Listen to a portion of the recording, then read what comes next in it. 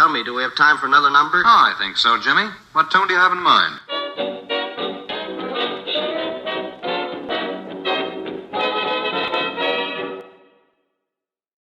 Welcome back, listeners, to another episode of Drinking Matters.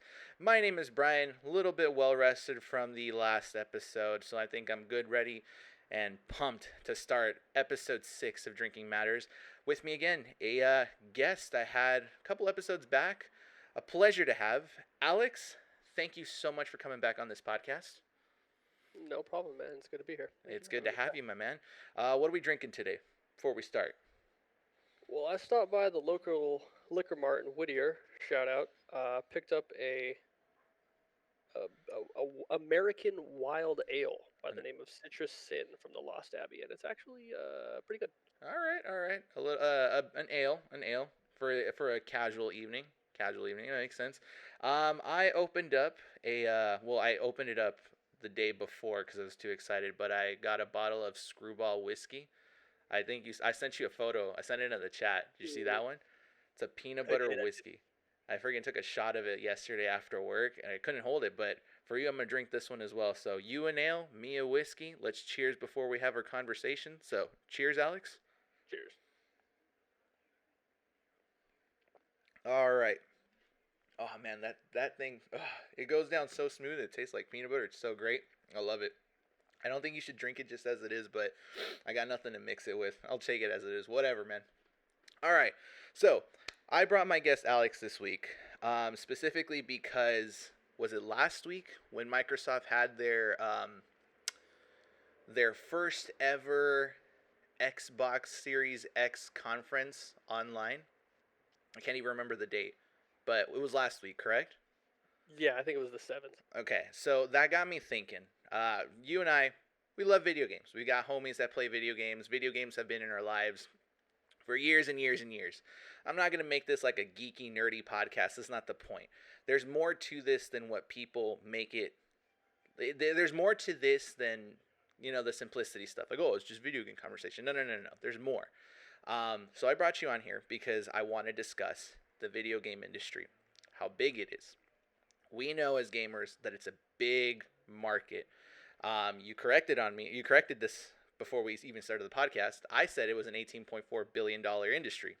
And you said, no. Said wrong. And you wanted to call me out on that, but you were a homie and decided not to. But I'm going to call myself out on that. I said $18.4 billion. According to some charts that I found online, it's over actually $140 billion as of 2018. And then projected to be at $230 billion by 2022. You said that you saw something that said that this is a market that's much bigger than any other industry in the U.S., correct? Yeah, pretty much any other entertainment industry, art, music, movies, if you combine them all, it still wouldn't be as big as the video game industry as a whole. So discussing video games at this point isn't even just like an entertainment kind of like, oh yeah, you play video games, you're just wasting your time. This is like a legitimate business that people can get into and make bank out of. This is and in the US, I think the US is ranked they're like in the top 3 in terms of like value for video games. I think China is like above the US. I'm not so sure. But the U.S. is like up there in terms of like the value of the industry. And when we discuss video games, I mean, what are the big three companies that come to mind? It's Microsoft, Sony, and Nintendo. And correct me on this one, but the Xbox One has been out for what, 5 years? I think it's going on 6. I think it came out in 2014.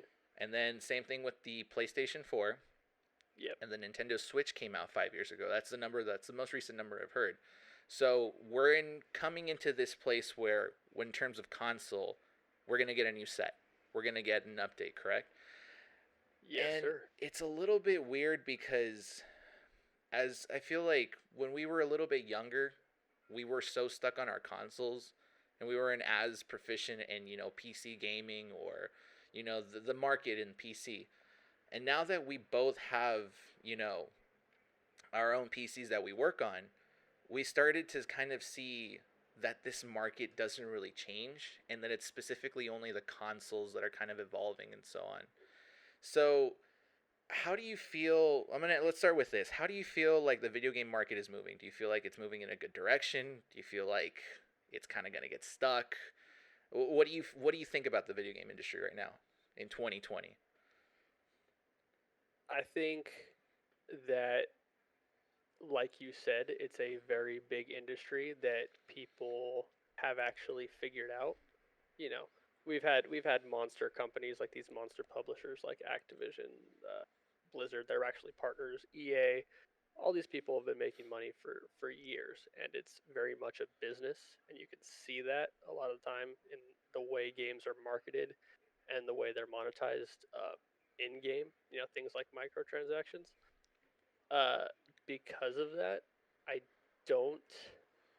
The pessimist in me does not have a great outlook going forward. But I hope I'm proven wrong. I'll be honest, because I love games. I've been playing them for as long as I can remember, and I'd like to continue doing so. I mean, that's the hope for a lot of people because what 2000, the early 2000s, even in like yeah, before 2010, I would say, before the big jump to like HD gaming, I'd say like yeah, 2010 would be the jump of HD gaming, no? Cuz 2011 was kind of like the start of when that new Xbox One was supposed to come out. Like that's when they were rumored for it. Um, Yeah, I would say that like before 2010, video games were simple. Like the concept of microtransactions and paying more for what you got in a video game was just kind of like stuff of the future. You bought a game, you played it, and that was it. And you could like share the discs with your friend like, "Hey Alex, I played this really great game. I mean, have you tried it yet?" "No, I have it." "Oh, cool. Well, I have it. Do you want to? You maybe want to borrow it?" And we just swapped discs and that was it. That was the concept of video gaming. Go further back, Mortal Kombat on the Super Nintendo. Same thing. If a friend had the cartridge, you'd bring someone over to your house, you play a couple games, and that's how you showed off games. But now, in current times, video games are so much more complicated than that. You have you have different tiers, I would say. You have the mobile market, you have the console market, you got the PC market, now you even got the VR market. And every single one of those goes even further, like you mentioned, the concept of microtransactions as well. And it's even gotten to the point where it's so out of control. I don't even want to give a wrong number for this. I should have, but EA, you mentioned how they have like a microtransaction monopoly on this. They've made billions and billions of dollars specifically just on FIFA and the microtransactions there. Personally, the way I see it, I don't like that concept. You said that you don't like that concept as well. You don't really want to see it go into that direction. I mean, is it inevitable, Alex? Is it just going to keep going on? And are we going to be stuck into this? And honestly, who is to blame because of all this? who's to blame? The people buying them in the first place. Because these things wouldn't exist if they didn't make money, right? Of course. Because it does take, you know, time and money to develop, new character models, new character skins, weapon skins, whatever it is that you're buying in the game. It takes time to make, and they wouldn't do it if it wasn't profitable. They wouldn't keep doing it if it wasn't profitable. Would you say you're guilty of it though as well? Because I mean, I'm guilty of it. I've never personally. I played FIFA for years, but I've never bought into the FIFA Ultimate Team. But when it comes to other forms of microtransactions, I mean, I've been guilty of it. When Modern Warfare 2 was a big thing, I would buy every single map pack. I bought every single one, even up till, let's say, Modern Warfare 3 was the last big one that I invested, anything in. But we've all been a part of some sort of microtransaction. So are we also to blame for this? Oh, absolutely. But is it? Um, Yeah. Sorry. but when you go back, I like how you brought up Call of Duty and DLC, because that's originally how it started, right? Hmm. Back in 2008, when the internet first got introduced to gaming was like with the original Xbox, right? Okay. Xbox Live. That's when you had it. You could play games online with friends. That changed things forever. Going forward to the next console generation, the 360s, the PS3s. Now, since everything's connected to the internet, you can update games remotely. You can add new content. That was the birth of of DLC, downloadable content. And that's where this whole thing started. Like you said, we had things like map packs. It was like real tangible content to keep the game fresh over the life cycle of the game, which could be a year, 2 years, 3 years, whatever it was. The developer would continue to support their game rather than you just getting the one product and being like, well, that was it. Mhm. But eventually, like you said, new things get introduced, skins, character models, stuff like that, and it's just slowly escalated, and it's just one new thing after another. Now every game has what's called a battle pass. That started kind of with Fortnite. Now the every other major developer, the uh, angelic savior of microtransactions. exactly. Yeah. Every game previously before that, if we take a step back, it was things called loot boxes, which was essentially you get a crate, you get an item, and it's a random thing. It could be good, it could be awesome, it could be junk. Um, When you mention loot boxes, I always find it funny that some people don't know what or don't know what that is. But because like I try to explain this to my mom because she was addicted to Candy Crush for I would say like 4 or 5 years back, to the point where she even actually bought some stuff using my card because it was linked to my iTunes account. She bought it. She knew she bought it using my money, but she didn't care at the time because she thought that it was like, oh, it was like $5 or whatever.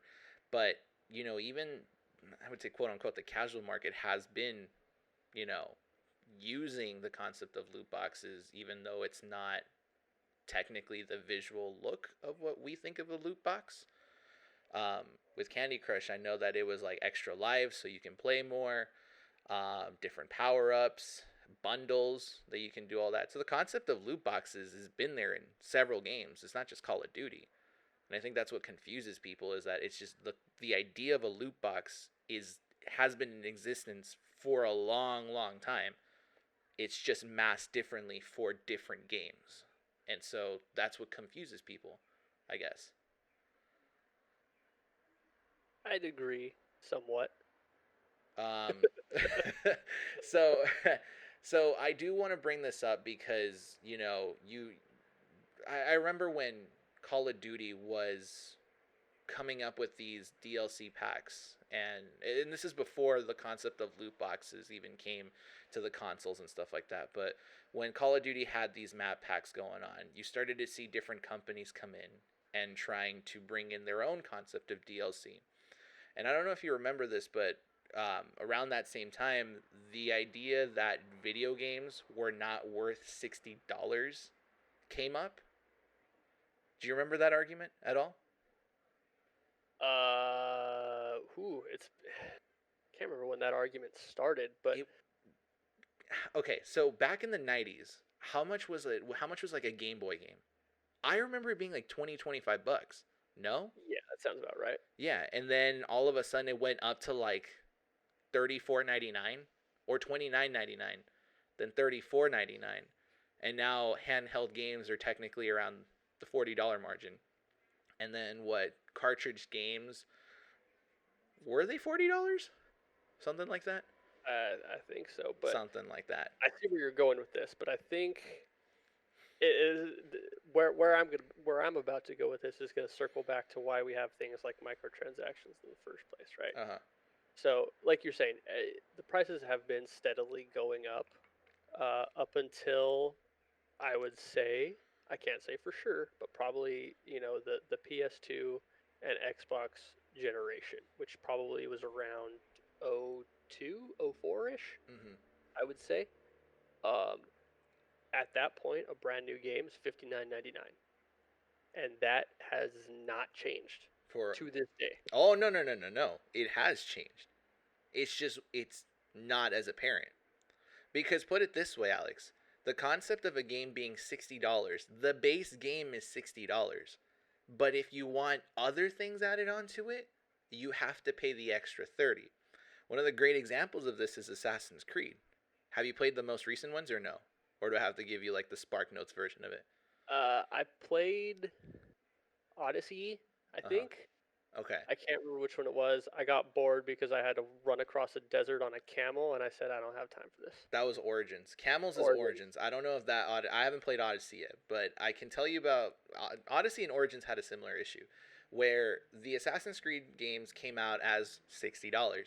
But then if you paid an extra $30, you get I want to say that you get the season pass for future content. Um, I'm hoping that's what it was. But the big thing that they advertised was like an XP boost. So if you played the game with that version, you would be able to level up and progress quicker. And the reason I'm mentioning this was because Odyssey had the bigger controversy on its end. When that game came out, people who spent the $60 on the game were noticing that at a certain point in the game they had to stop and kind of grind out a little bit more and play a little bit harder than what most people who purchased the $90 version of it got. They actually got through that portion a lot quicker because of that experience boost. So they were at that level necessary to progress. So yes, games are still worth $60 now, but technically, if you really want to get the enjoyment, and this is in quotations, you need to spend a little bit more. Kind of like how when you buy a car's MSRP base value is $24,000, but then you look at the notes and it might not have electric seats, an AC. Sometimes it won't even have the radio. Like it's like, you get what I'm saying? Like, do you get what I'm like pointing out at here? Yeah, and this goes back to, well, it's fundamentally an issue with the price of the games in general, right? If what do we say? When did the Xbox come out? Let's just call it 2004. Let's just say 2004. The Xbox One or the Xbox, the The first one? original Xbox, when games started being $60 for a brand new game. Uh huh. That was also the time where you said you kind of got the bang for your buck. Yeah. You spent $60 and you got a $60 game. It Uh-huh. felt like it. What's happened now is that those games are still $60, and I'm in agreement with you on this. It doesn't feel like a full game. It feels like they're always trying to upsell you a little bit with the gold edition, the ultimate edition that always comes with all these little bells and whistles. You get bonus skins. It's an included season pass. They just try to upsell you, just like I like your car example. You can get the base model for $60, and it'll run. I'm hopefully we that's a whole separate Hopefully. there. That's a whole Hopefully you separate don't turn the key on and podcast. it's like dead automatically. Right. But you get a car that runs. It'll get you from A to B. It may not be comfortable. It may not be fancy, but it'll go. Or Mhm. you can pay the extra money and get AC, satellite radio, power windows, power seats, a trunk that opens by itself like magic. You can do all these things if you're willing to spend the money.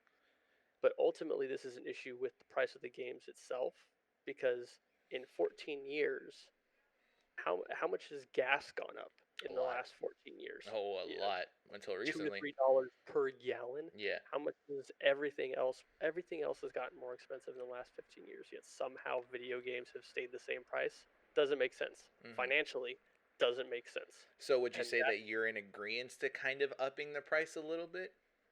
I I'm in agreement. I understand. See, it's hard to answer that question. Well, yeah, I just want to be very clear about what I'm saying. Is I understand the business model of microtransactions, Mhm. and I don't have a problem with them, like, inherently. What I don't like is how those companies take advantage of people, Mhm. and they try to appeal to a very um uh like a Like an easy primal. target. It's Like, an easy target. yeah. They prey on your emotions, and they prey on um, your reactions to get as much money out of you as possible. That's why a lot of the time in these games you can't buy certain things. You have to get lucky Mhm.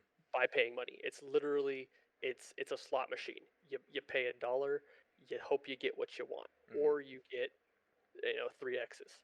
Mhm. Uh, but that yeah. My 2 cents with this whole like incremental increase on video games is that I kind of understand where it's necessary, because you are 100% right. And I feel like some people are going to disagree on this. And mainly it's two separate groups. It's the people that have been like the naturalists, the ones that have been playing games for years and years and years and don't want anything to change. It's like, well, my games have always been worth $60. Why can't they just be worth $60 now? Well, take it back to, you were right on the date, by the way. 2001 is the release of the Xbox.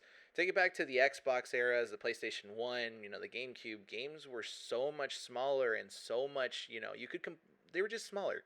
You can complete them within a matter of, a couple hours, and you could get the 100% completion to it. But look at games now. They're so expansive, so massive. You can complete the base game within 15, 20 hours, but if you really wanted the 100%, you needed to devote your life to that. You got examples like Dark Souls. You have Neo. You have trying to think, Assassin's Creed. You can complete those games within 30 hours. But in order for you to get to that 100%, to get everything, that's 60 plus hours. And so to value a game from back then $60 and value it now at $60, I can't see that. But I will say this: a game worth $60 needs to be, well, any game priced at anything needs to be a game. It needs to be a completed game. If you're purchasing something, it needs to run. It needs to be, I wouldn't say good, but at least it needs to be complete. And that's where I'm seeing a lot of problem with this industry, is that they're pumping out these games super quickly and leaving out all these little loops and holes and bugs, and then they ship it to us and say like, oh, well, I guess we just didn't have time. And that makes us feel like the game isn't necessarily worth what we paid for. Do you get what I'm saying? Yes, and I'm glad you brought that back up, because when I stumbled a minute ago, you actually reminded me of what I wanted to get back to. And I'm glad you brought up Assassin's Creed, because this is a problem with many other games. Is like you said, your point is basically you want to feel like you spent your money and it was worth it. You got the bang for your buck, right? Mm-hmm. Well, the issue is that if these companies want to make you feel like that, they can either do two things. They can either make a really great game that's fun and you have a great time no matter how long it actually took you to play it and complete it, whether it was 5 hours, 10, or 2. If you had a great time, you'd feel like the money was well spent. Mm-hmm.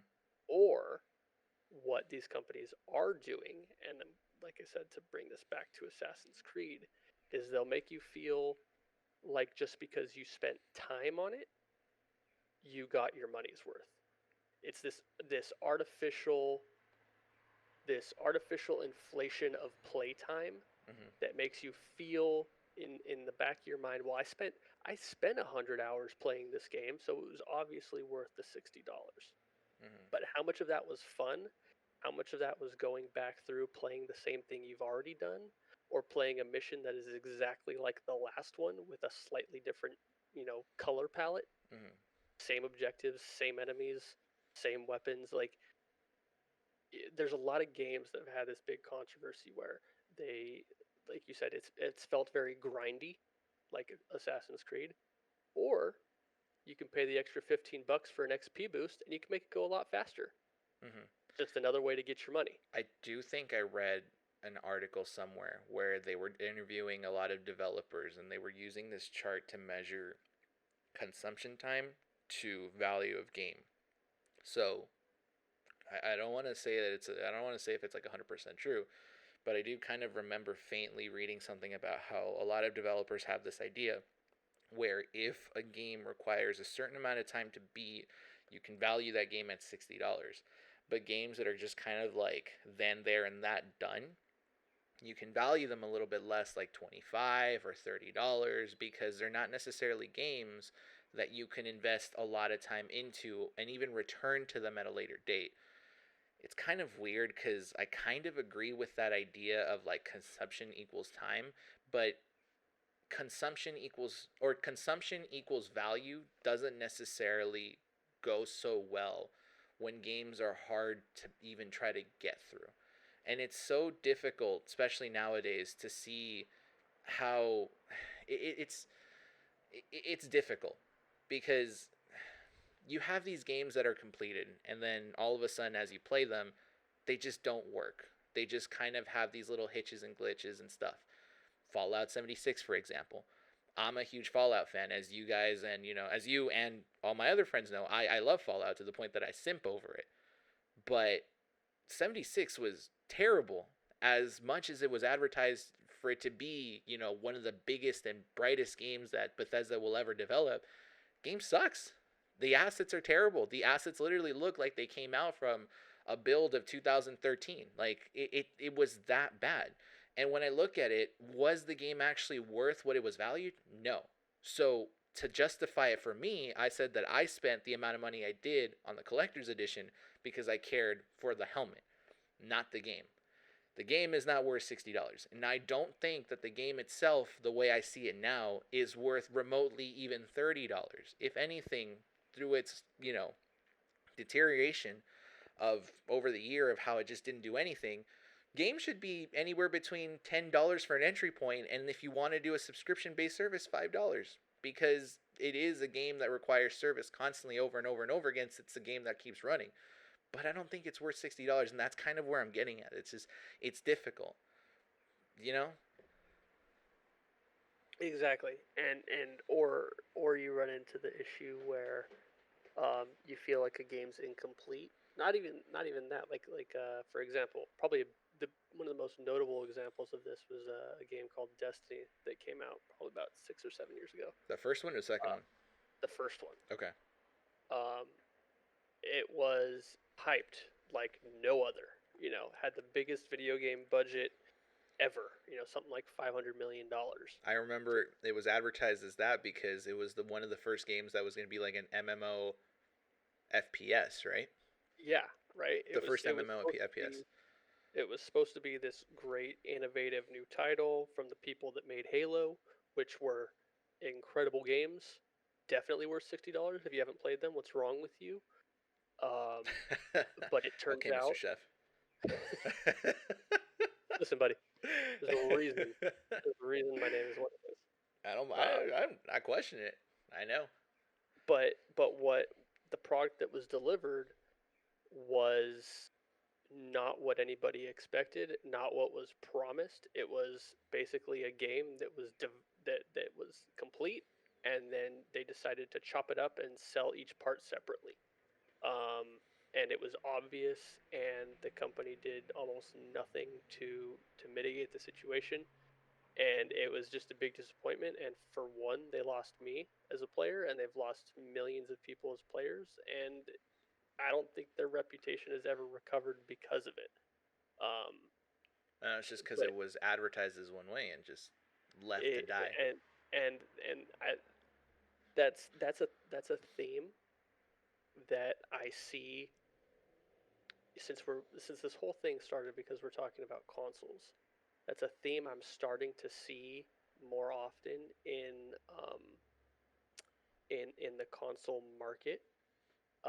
They're very heavy on marketing and making you feel excited about their product, and they're very good at it. Call of Duty. Call of Duty. Boom, Michael Bay explosions, bow, bow, bow, bow. I feel like a god.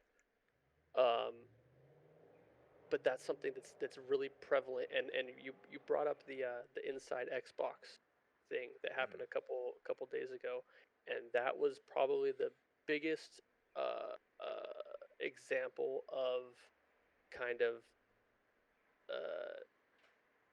false advertising, kind of bait and switching people that I have ever seen out of Microsoft and Xbox in my life. And I thought the whole Xbox One issue was bad, but this is the worst thing I've ever seen them do, because they hyped up this event. It was going to have a ton of content, new games to see on their new console that's coming out, and all they did was show trailers for indie games that are coming up. You bring up a good point, and it's a great transition into this point here, where I kind of wanted to say or talk about specifically like who's to blame exactly. I honestly, I don't think that we can necessarily find a blame or put blame on someone, but let's try to do this. You mentioned how certain developing companies, when they make these games, they advertise them in such a way where they try to put you on the spot. You look at Call of Duty, Michael Bay explosions left and right. What was it, Call of Duty 3, when they had Jonah Hill and what was his name? Channing Tatum, I think. Yeah, it was like pro versus noob or something. Like, yeah. It was one of the best supposedly one of the best commercials to air for Call of Duty that got people hyped up. Call of Duty isn't the only one. We're going to even mention this, GTA 5. GTA 5 was spent so much money on their advertisement, so much money on their marketing. And then you actually play the game, and let's face it, the game was hyped for a year. You play it now, it's kind of shitty. Be careful. You be careful with what you're about to say, sir. With Because there's GTA a lot 5? that'll strongly disagree with you on this one. I'm not one of them, but you may get some downvotes on this podcast. Hey, look, I already got 2 downvotes on the last episode. I welcome the downvotes, honestly. It means that if people want to downvote and they listen to the episode, at least they got the listen, which is good. No bad publicity, or there's no such thing as bad publicity. That's the way I see it. I'm going to put it simply this way. I think GTA 5 was one of the best GTAs I've ever played, and it's probably one of the best video games to come out when it came out.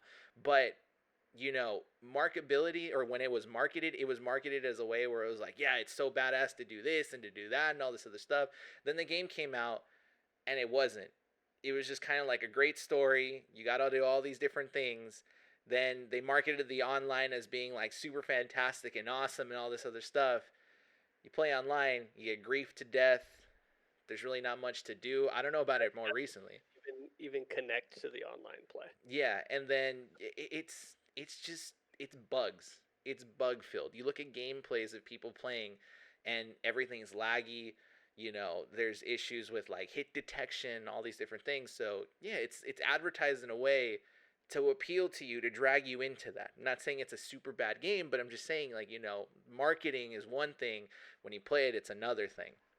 Now, when we look at this, you and I, as, gamers that have played for a long time, we still fall for it. We still look at this and say, like, oh, shit, this is hype as hell, man. Hell yeah, I'm going to get on this.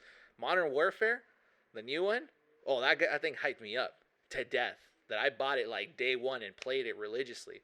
That brought me back to high school. So I still fall for it.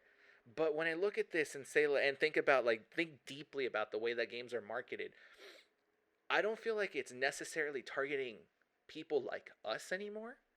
More, it's targeting people that are, do I want to call them casuals? Yeah, no. I think you're right, and I think you have a good point. I think you fell for Modern Warfare.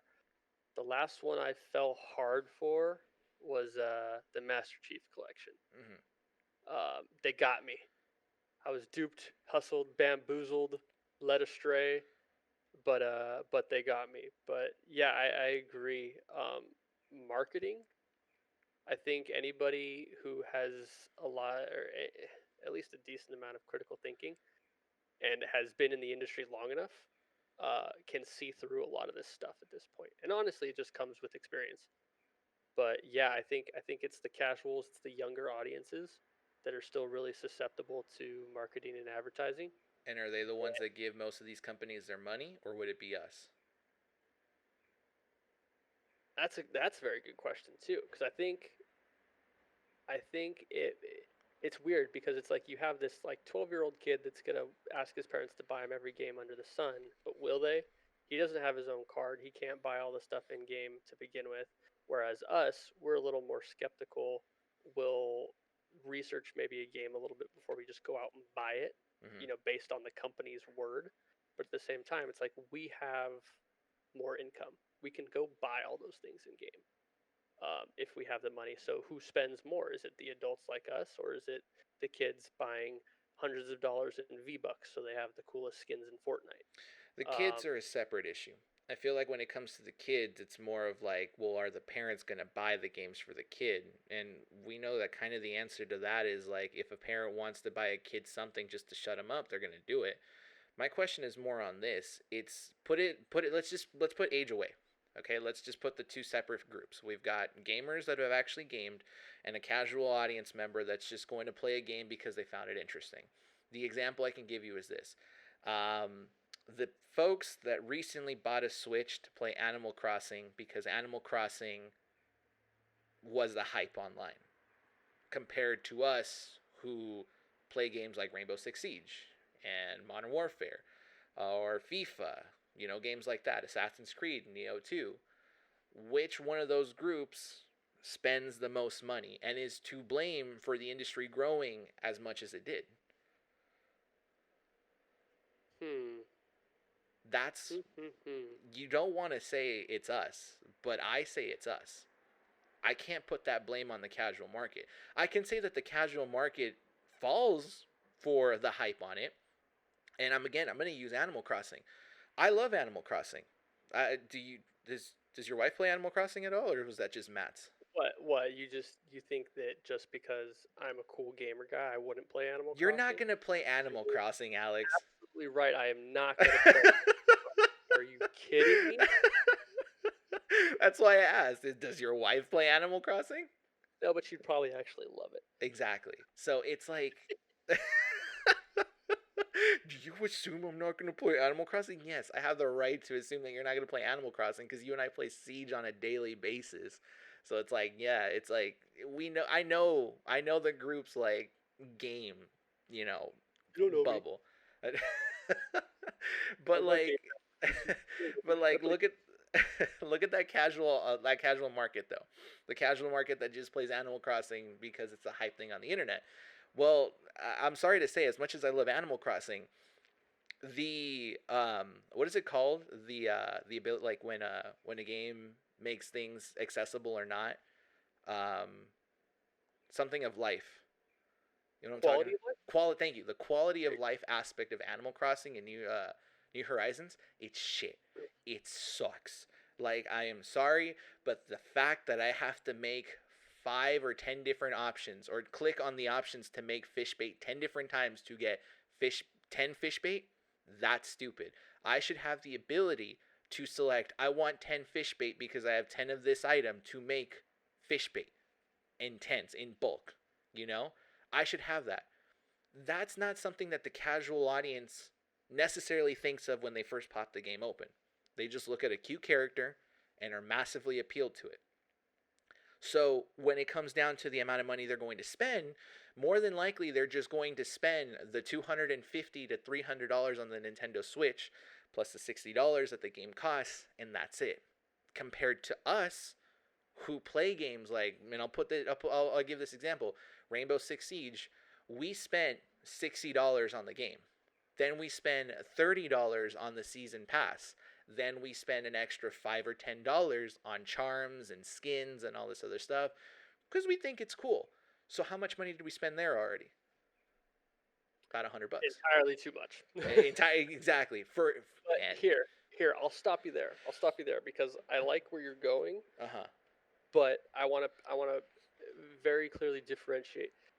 I'd say people like us spend money on games that we care about, that we enjoy, that are quality, and that we want to support and continue to play that game. Like, we've been playing Siege for, I think I've been playing it for probably going on 3-4 years now. You guys have been playing it for years since its release. I jumped into it after I got good internet, so like 2.5 years ago. Right.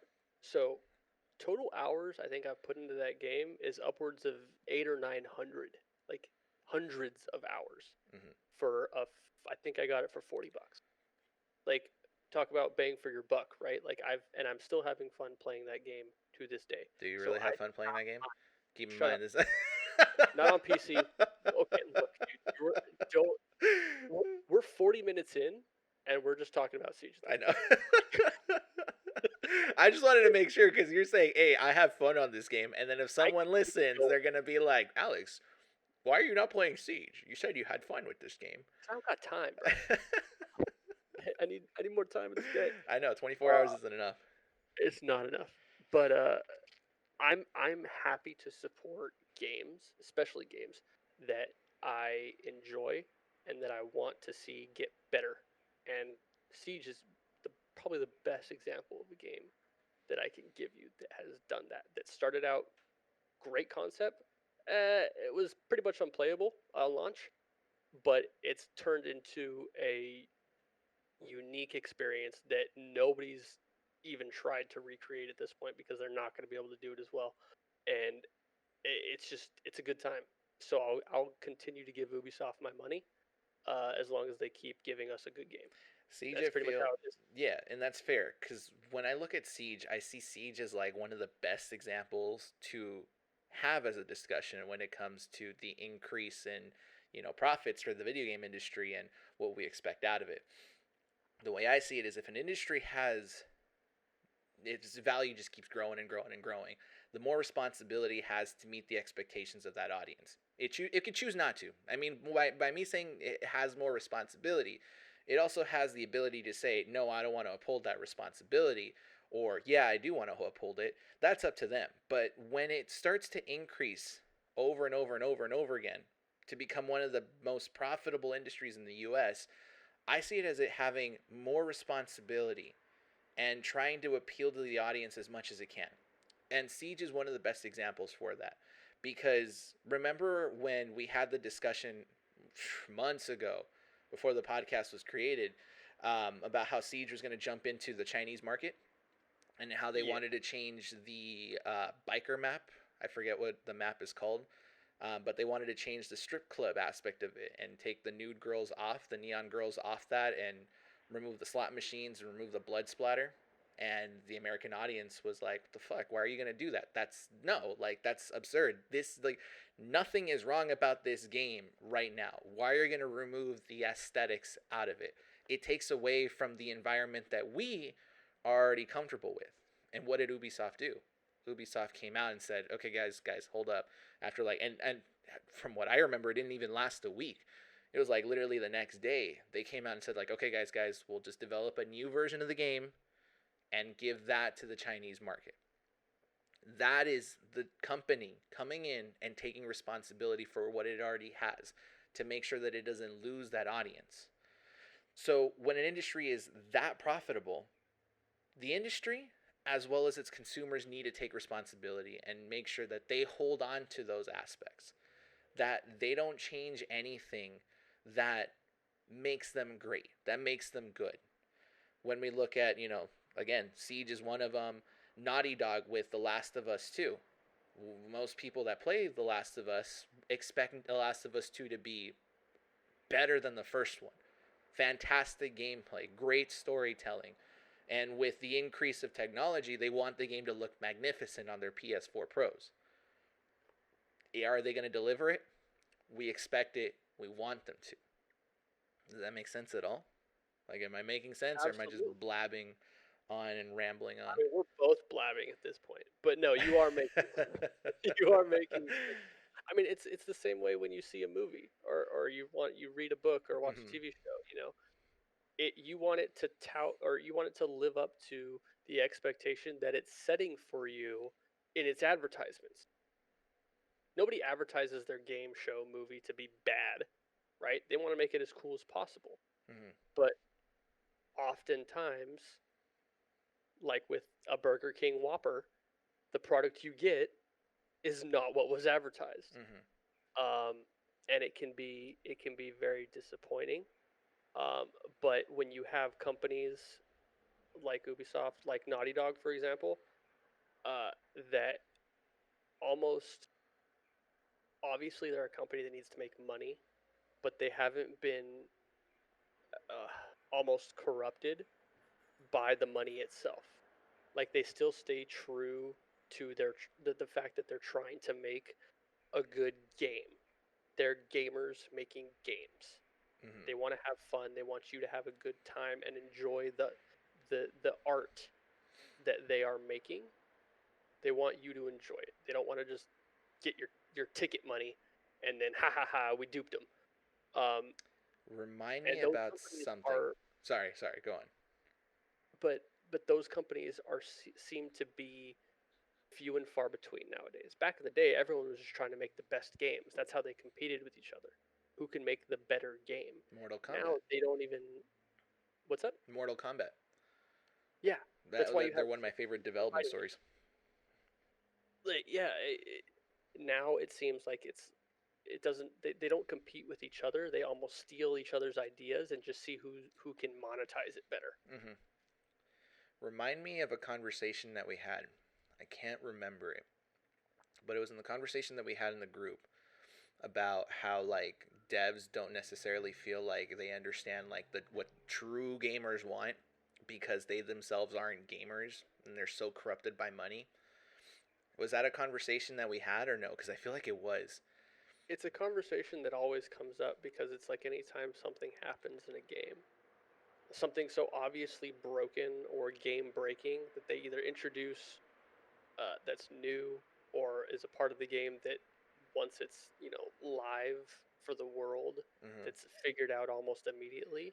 We ask these questions like, well, how did they not know this was going to happen? So the reason I bring that up is because when I look at a lot of these developer development interviews that they put out, I always look at these developers as individuals that game but don't have the time to game because they're making games. And so you can tell that there's love and effort put into the games that they make. Dead Cells is a fantastic game that I put a couple hours into. And you can tell that the development studio that made it put their heart and soul into the game because every little detail of it is so well placed and so well put and so well explained.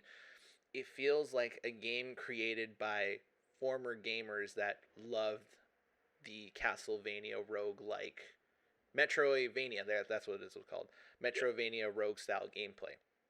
And so, whenever a game comes out broken, I kind of feel bad because, depending on who the development team is, if you know and can see the effort there, the blame gets put on them when in reality it's just the publisher that's pushing these games out super quickly, that want these games out to come out super, like then and there and now. Modern Warfare, one of the best Call of Duties I've played in recent years. I enjoy the crap out of that game, even though a lot of things are broken on there. And I can tell that the development studio that's constantly putting in fixes for the game are trying their hardest. If they didn't try their hardest, they wouldn't be making a game that has some of the best sound mixing in any game. Like the audios for that game, whenever you shoot a sniper shot, fantastic. Great story, reminiscent of something like Modern Warfare and Modern Warfare 2. Visually fantastic and very detailed, that it even gives you the option to make and create your own aesthetics so you can go into the game as yourself, be it with the weapons that you use or the look that you have to your character. But people still blame them, and they say that Infinity Ward's the one to blame, when in reality, it's the heads that don't necessarily put any work and make these decisions on how to monetize things so that the gamers just bleed money, essentially. That's why I brought that conversation up. It was just like a little thought and a little kind of like side tangent that I wanted to put in there. I don't know. I feel like you should separate the publishers and the devs. And I actually hope that it, because of the way games are actually distributed now. Mm-hmm. For example, you mentioned back in the day it was, you could send a CD to your friend. You can let him borrow your game and boom, now he can play it. Or even before that, a game cartridge. Whatever it is, you could just kind of toss it over and be like, "Look, now you have the game." Now everything's downloaded. Everything's Everything's downloaded. installed on your computer, everything's installed on your Xbox or PlayStation, Mm-hmm. whatever it is.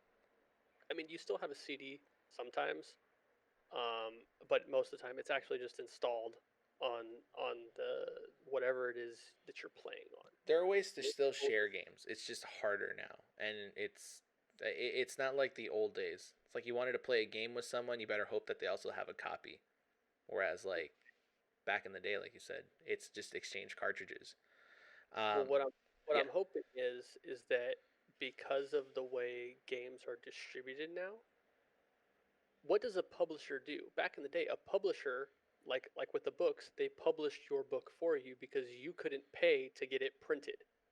So you had to pay a company, or a company would buy your game essentially, and then they would distribute it for you, whether it's on a cartridge, on a CD, whatever. You don't need that anymore. Like, and you could go buy a game from an indie developer. That's why things like Steam are so big.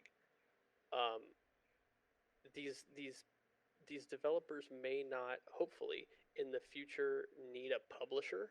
Mm-hmm. In quotes, need a publisher because they can go directly to the consumer that and they could just download their game straight from their website or the Steam marketplace, whatever What it is. Bungie's trying to do. Right. Mm-hmm. So hopefully, what happens is these studios may eventually get out from under the grips of these evil publishers that only care about money, and they could might be able to go back to making games the way they want to make them creatively. Um, that's my optimistic view. I hope. I So, hope that happens. what can we as consumers do then? Because I'm going to use the last 10 minutes of recording to bring up this question. You know, it's not just the the physical video game that I think matters and makes the industry worth $230 billion in the next 2 years. It's also the hardware that goes into it. And so when I think of, you know, present to the future, hardware will be more important than the actual software itself, especially for consumers to be more knowledgeable about what they're going to be buying. You know, we look at E3, the conference that existed before this whole thing happened. Every summer, you'd have these industries come in or these companies come in and advertise, hey, this is the new Xbox, this is the new PlayStation, this is the new Nintendo. This would be the time that most people would come out and look at their hardware and try to advertise it to consumers. For Nintendo, it's an easy thing. Nintendo has always had the gimmick of how can we make our hardware unique? Motion controls, um, not accessibility, but like move. Like I know there's another word for it. Like portability. Thank you. That's the word I was looking at. Portability with the Switch. Two screens like the Wii U. Like you had all these different things. But when you look at Xbox or Microsoft and Sony, you had them advertising their consoles with numbers and words that didn't make any sense. Us gamers, we know when we look at these numbers and we hear the word teraflops, that doesn't mean shit. Like, I'm sorry, but what does teraflops have to do with the load times, the visual effects of what we're going to be seeing, or is there going to be any lag? It doesn't translate well to us, but to maybe a normal consumer that isn't as knowledgeable they'll look at it and be kind of saying, you know what? That many teraflops, that's great. That's more than what I have now, so it must be better, right? So when you look at it, what can we as consumers do then to prevent this industry from going positive in growth but negative in what they're giving us? It's hard. It's hard, right? Because what are your options? If you want to play a game, right? We know each manufacturer has their exclusives. So if you want to play that game, you're forced to buy that console, That's what's whether it's going an on now. Xbox or a PlayStation, Mm-hmm. whatever. So there's nothing you could do, right? Because then they're just you bought the console regardless of whether or not their marketing worked for you. It but it tells them that they did a good job, even though you didn't necessarily buy it because of the reasons they think you did. Mm-hmm. Um, so it's a hard problem to have because you want to say like I'll show them with my wallet that this is not okay, and they should do better. But at the same time, it's like I'd have no choice if I want to have a good time or enjoy this thing. I have to. They win. They win regardless. Um, Well, I mean, it is a hard thing to kind of explain, but you could just simply put a voice out there and say, the differences between the two. Because let's face it, now that you're in the PC market, Alex, I mean, don't you see that there is a way bigger difference in what's accessible in the PC than what you can get on console? The deals, the graphics, the variety of games, all these different things. Like, you notice that at all? yes and no. Um, it Oh it no, really you're going it to affect the really PC Master Race people. I know that's the thing though.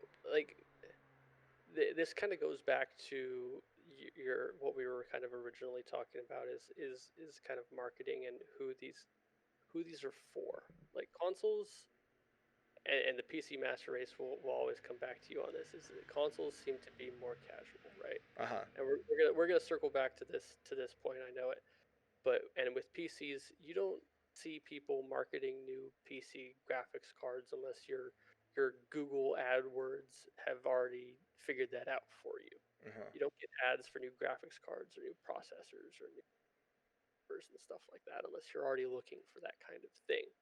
Where you'll see a PlayStation and an Xbox commercial all over your TV, all over your YouTube ads, all that stuff. So it's kind of a maturity thing.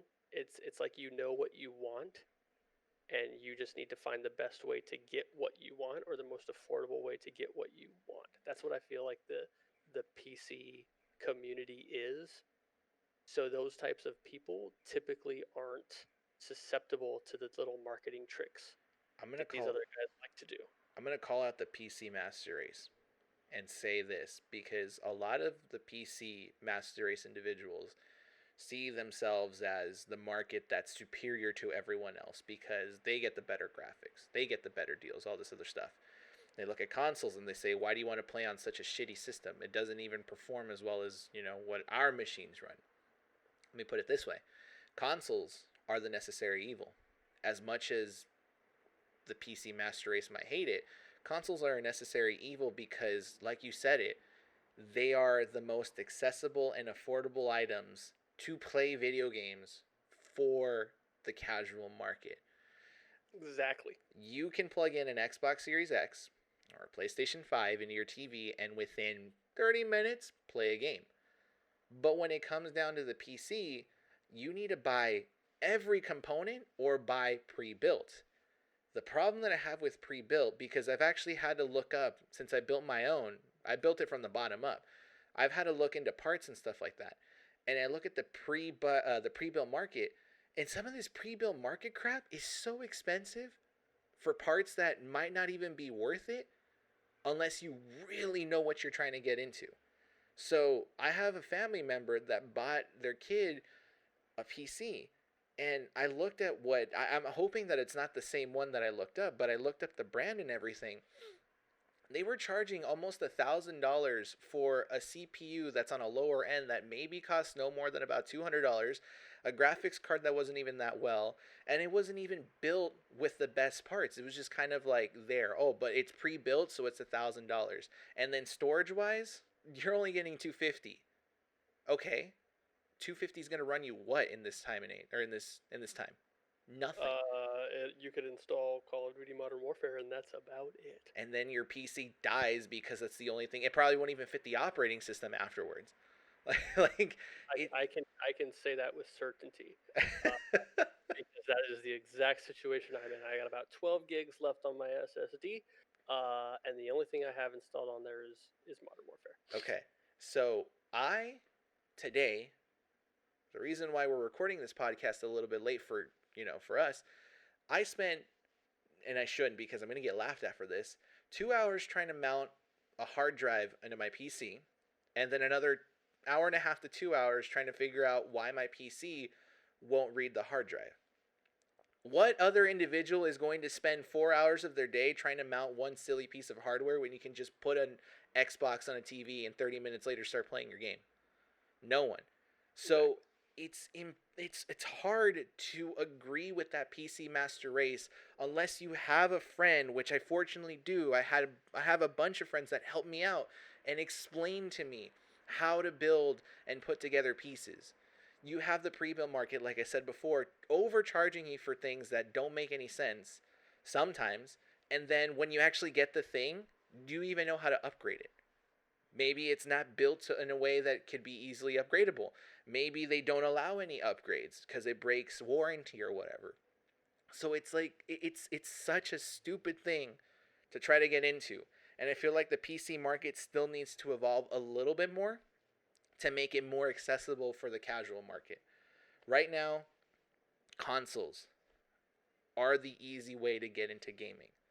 My only concern with it is that the market needs to advertise itself correctly.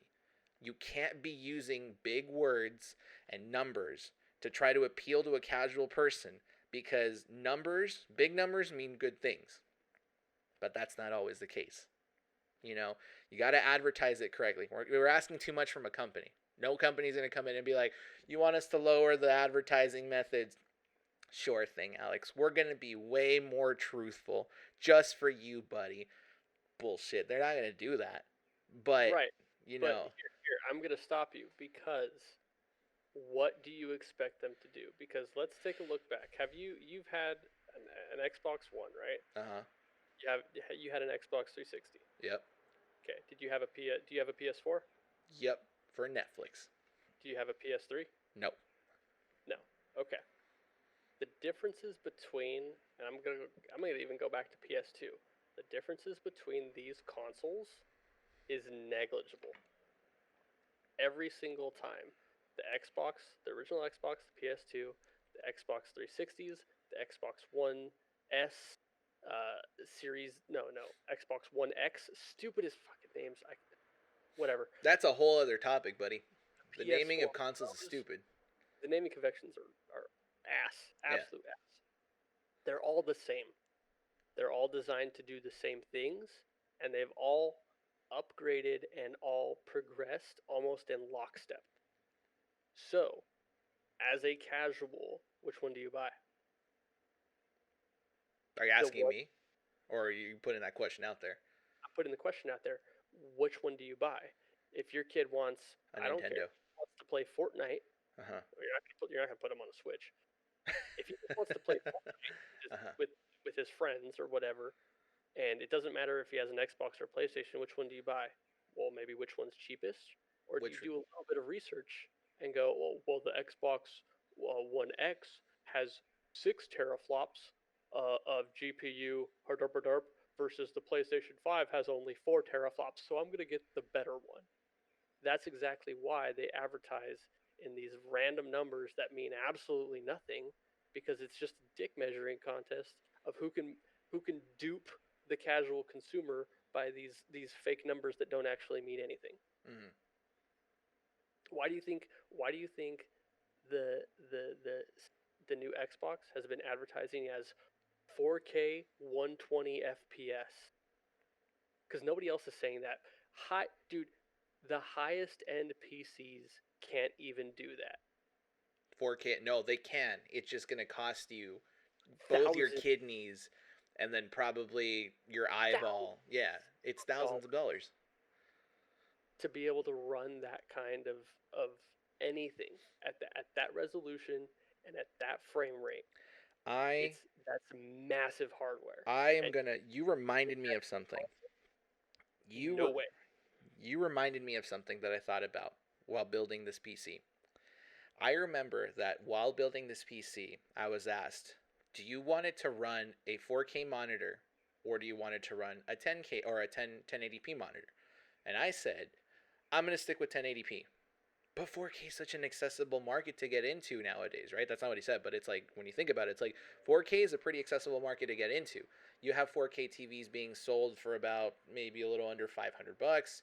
You got a good selection of 4K monitors on Amazon, on Best Buy that are a little bit under $500, but the 4K market isn't necessarily built already. I feel like the casual market just needs to be knowledgeable. You're going to have a company that's going to be worth billions and billions of dollars in about 2 years. Way more, way more than any other industry in the US. If you're going to dive into it as a consumer, be knowledgeable. Because when you look at it, you said it yourself, Xbox and Microsoft is advertising their next console as 4K 120. We've already had 120, refresh rate monitors. My monitor right now is 144. Like this stuff exists. But I'm gonna be 100% real, Alex. Do you need 4K at this moment? No. Probably not. No, you're not. There's no reason why everybody needs 4K. It looks pretty, but again, do you need it? No. And so I feel like people just need to kind of like the casual market needs to acknowledge some stuff and be knowledgeable about this. But there's your problem, Brian. There's your problem. That's an oxymoron. The casual market is the people that don't care, that are uneducated, or rather, uneducated sounds like they're dumb. They just don't care. No. Yeah, I don't want to make it sound like they're dumb because it's just, for example, I'll take it back one step. I bought a pre-built PC Uh-huh. simply because I did not have the time, the patience, or the effort to save a few dollars on trying to figure out how to put together a PC from scratch. Mhm. I wanted a PC that can do X, Y, and Z, so I did a little bit of research, found what I wanted, found the most affordable one, and bought it. I'm a casual PC Master Race pleb. Mhm. I'm going to say that right now. I'm going to put it out in the air. We both are. There's no denying it.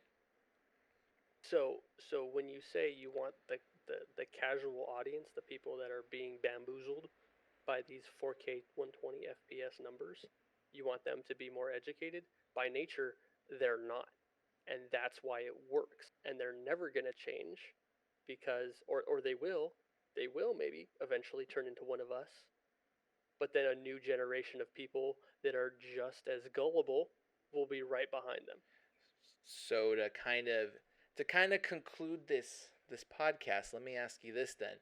Would they be the end to the gaming market in a sense of the market and industry being worth so much and then having them ruin it for everyone else because they're not just going to pay attention and just demand the 4K, the 144, the 240 hertz within the next 5 years.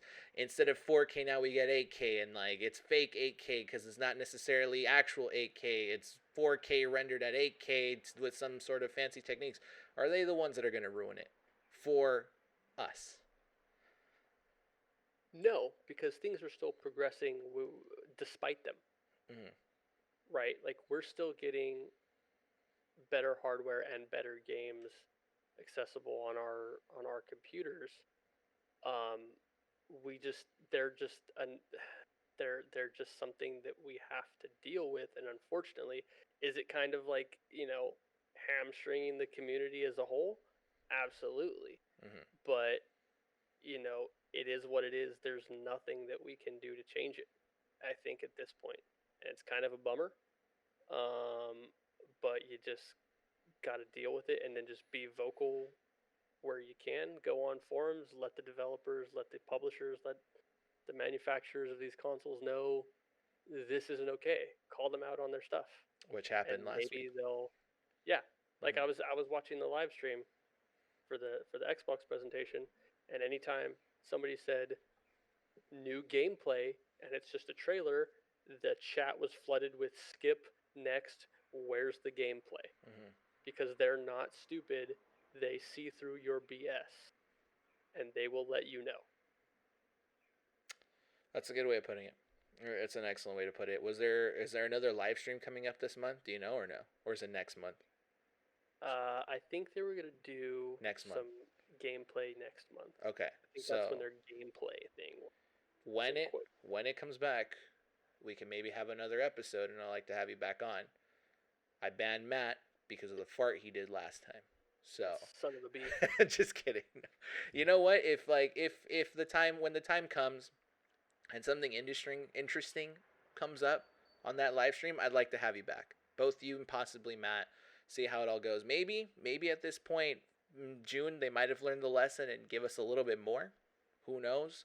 It's just that this episode, for this one, I mainly wanted to talk about the industry itself because Microsoft did a big old no-no, and they should have known better, which they didn't. And at this point, with the industry being worth so much, the expectation is that they have to uphold these expectations.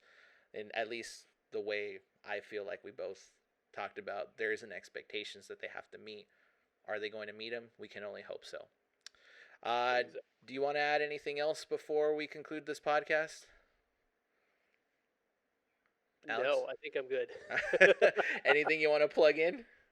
I mean, I could do it again. You could follow me on Twitch if you're interested in mediocre gameplay and even mediocre videos. Mr. Chef 177, all one word. Um, that's about it, man. Just check it out and see if you like it. I'll leave You the can find me I'll leave his. mildly entertaining here. I will leave the links to his YouTube channel and Twitch in the description down below. podcast is on Spotify, so if you're listening on there, feel free to jump over to the YouTube channel Turtlag562, where I also post this podcast on there every Fridays at noon. Links to my socials as well, YouTube. Well, no, not on YouTube, because if you're listening on YouTube, you should be on there. Links to Twitch, Instagram, Twitter, all in the description below. Alex, thank you so much for joining. Let's cheers one last time. Drink the rest of our drink, unless you drank all of yours. I'm not quite done, but I'm gonna go ahead and kill it right now. All right, cheers, my friend. Let's chug this one down. Oh boy. Oh man, I love this screwball whiskey. It's so good. Alex, thank you once again for joining me on this episode. No problem, man. Listeners, thank you so much for listening into this episode of Drinking Matters. I'm your host, Brian. This was Alex. We will see you guys in the next one. Take care.